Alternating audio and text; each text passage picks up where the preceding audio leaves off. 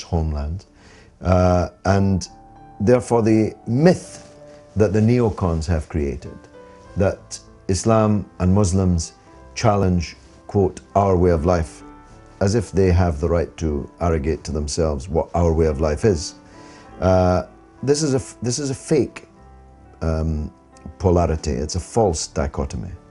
The real dichotomy is about whether we live our lives in our own countries the way we want and allow other people to live their lives in their countries the way they want. And of course, the West does not want that.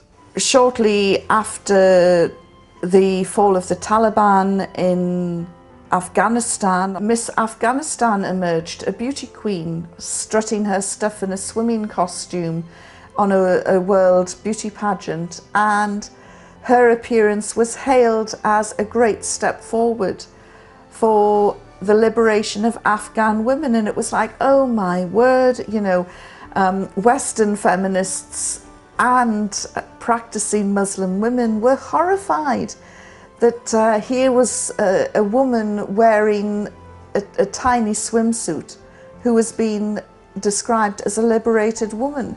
What is liberating about being judged on the size of your legs, the size of your breasts, and, you know, your figure? It's what I find liberating, since I covered up, is I'm judged on my mind and my character.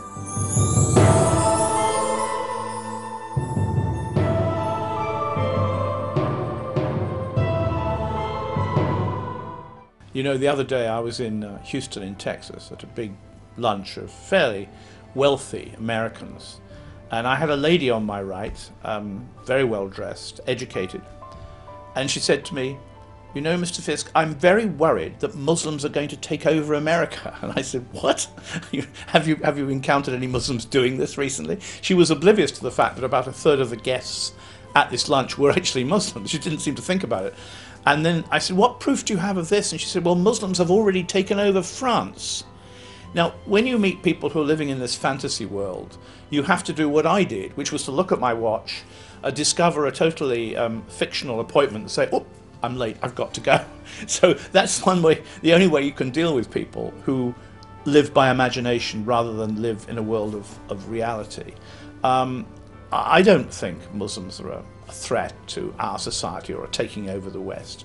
You know, a very good Irish friend of mine, a journalist, turned to me the other day in Dublin in Ireland and said, but isn't Islam really a threat to us, Robert, after all? And I said, hold on a second, Vincent, I said to him, that was his name. I said, the Egyptian army, is it in Dublin?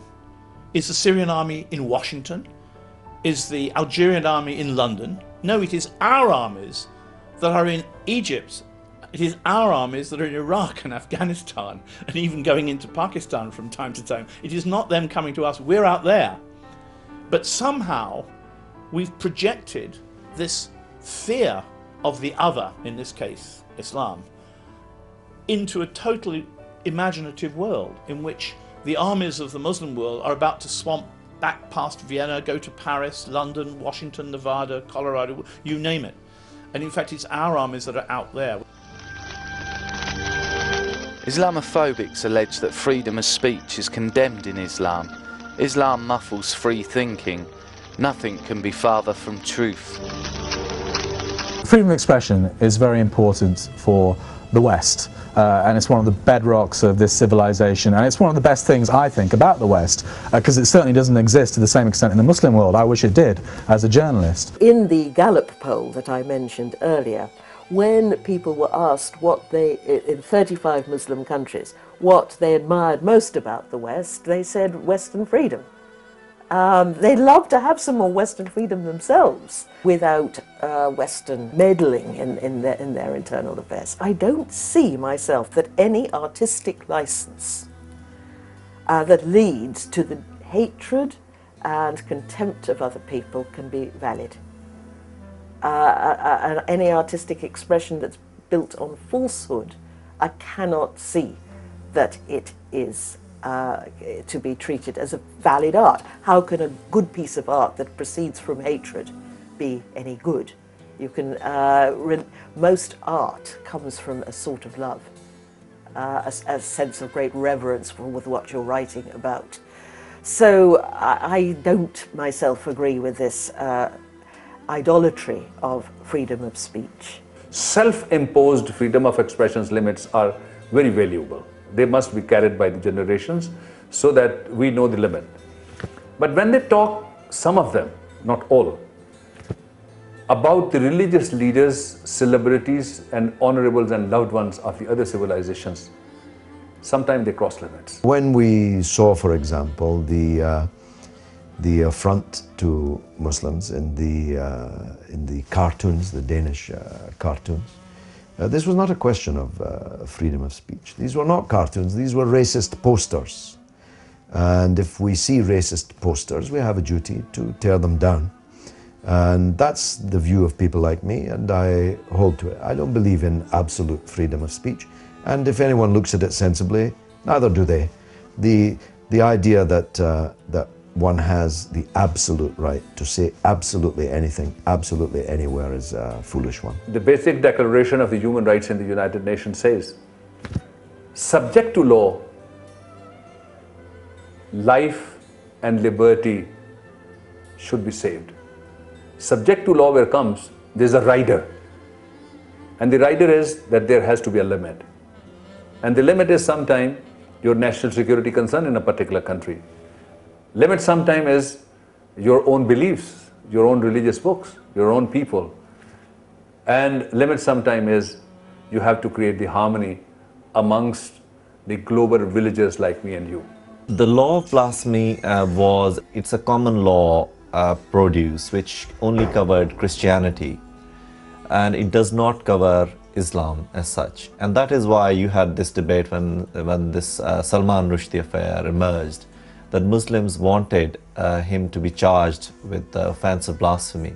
But unfortunately, because there is no offense against Islam, it only covers Christianity.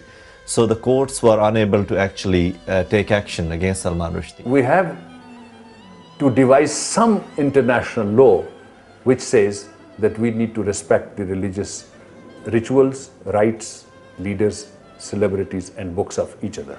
Interfaith harmony. How free is the Western media? Is freedom of speech absolute in the West? Or are there any no-go areas as well? It's Israel. And that is a country which has the most effective lobby in the United States and in Europe. And the minute anything critical is shown on the BBC, you have hundreds and thousands of letters pouring in, the Israeli embassy on the phone, the government putting pressure, don't show this. So as a result, you have a form of censorship. If, let's say, you had weekly, I don't even say daily, weekly coverage of life in Gaza and what is happening to the Palestinians, shown on public television in Britain or Europe, attitudes would change. People would begin to ask questions, but they don't do that. And one reason they don't do it is that they support the Israelis, and there are a number of reasons for that. One reason is what they did to the Jews during the Second World War. The Palestinians are paying the price for what Europe did in wiping out 6 million Jews. As far as Muslims are concerned, anything goes. You can say anything. Martin Amis, a famous English novelist, said